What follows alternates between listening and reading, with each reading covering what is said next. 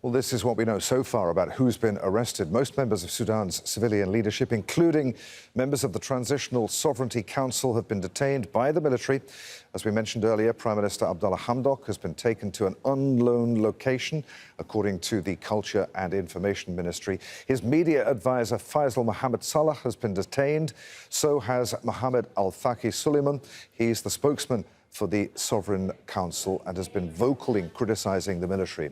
And the Minister of Industry, Ibrahim al-Sheikh, and the Minister of Information, Hamza Balul, have also been placed under arrest, according to reports. Let's go live then to Sudan's capital, Khartoum. Al Jazeera's Hiba Morgan is on the line now. Hiba Morgan, Hiba, we're going to interrupt you in a moment because we're expecting a statement. In fact, we're going to that statement right now. Let's listen in.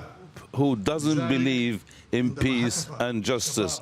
That's why when the December revolutionaries said their slogans, and thousands of them stood in front of the General Command of the armed forces responded positively and decided to work to achieve the aspiration of the people, to achieve the aspiration of the nation, justice, peace, and freedom. Because we are quite convinced that the Sudanese people deserve a nation that they can practice and see these slogans and these big names in the nation until the moment we deliver power to a civilian government that will achieve more. During this transitional period, the armed forces were quite aware, and the people were quite aware of the partnership between the military people and the civilians to go through the same way in order to achieve the goals of the people through general elections, through the practices that we have been doing and witnessing all over a year.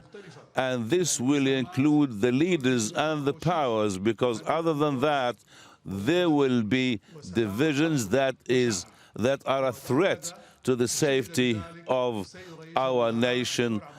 Prime Minister Dr. Abdullah Hamdok has seen that in his initiative in July and October of this year. So the armed forces, because it's the constituent power of this transitional period, the armed forces has a national duty to keep the safety and sovereignty of the nation according to the constitutional draft and according to the mission of the armed forces. That's why we need not to distract the nation, and we need not to destroy the nation. We have started our path toward the states of freedom, justice and peace, but some political powers are still trying to maintain everything in their hands without paying attention to the threats, political threats and economic threats and social threats. That's why in the armed forces and the rapid support forces, we were keen to take the necessary steps that will keep and maintain the December revolution until we reach the final goal, which is a civil state via fair and just elections.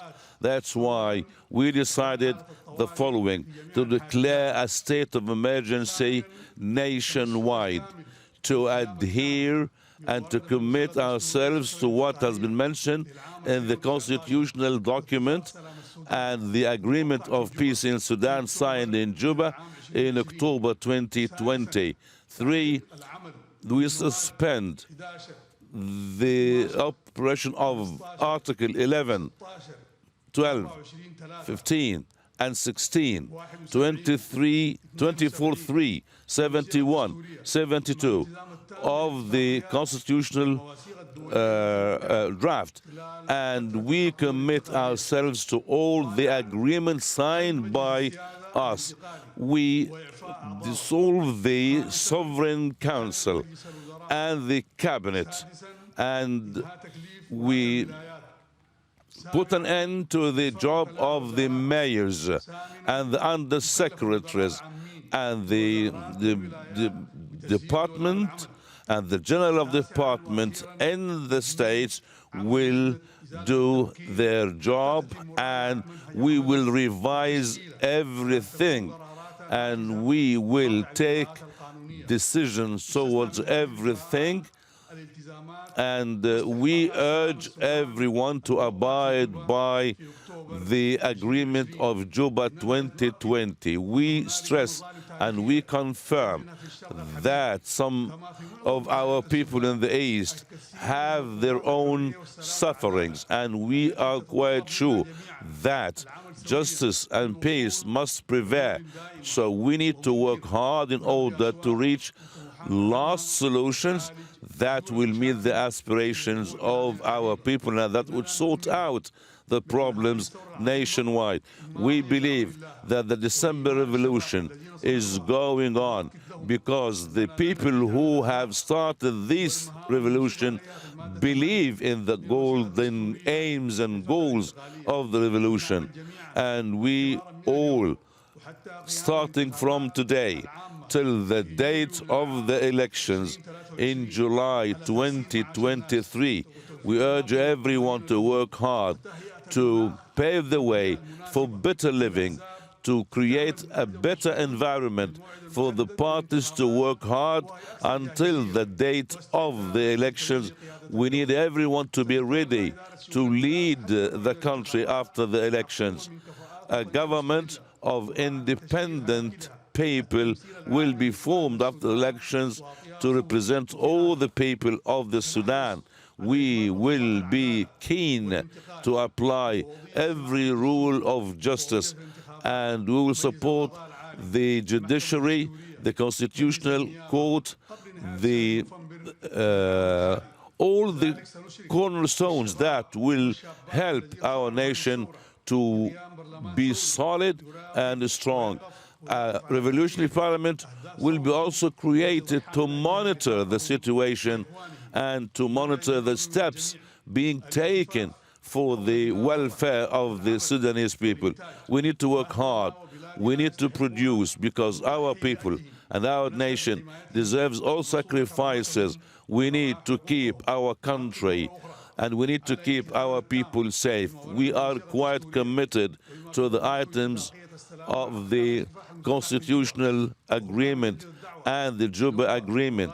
And we urge Abdel Aziz al-Halu, we urge Abdel Wahid Muhammad Noor to join the path of building the new Sudan, Sudan where freedom, justice will prevail, because no group or no individual will impose their opinion again on Sudanese people. We thank Iran and we thank the friends of Sudan because their ongoing support in order to make this transition period a success. A big salute to our great people of Sudan for the sake of the country and for the sake of the nation.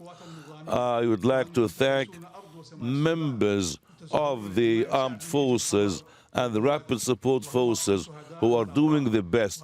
May Allah bestow His mercy on our martyrs, and Allah Almighty will do what Allah Almighty wants, and peace be upon you all. All right, that was Abdel Fattah al-Burhan, the Sovereign Council Chairman, speaking on Sudanese TV.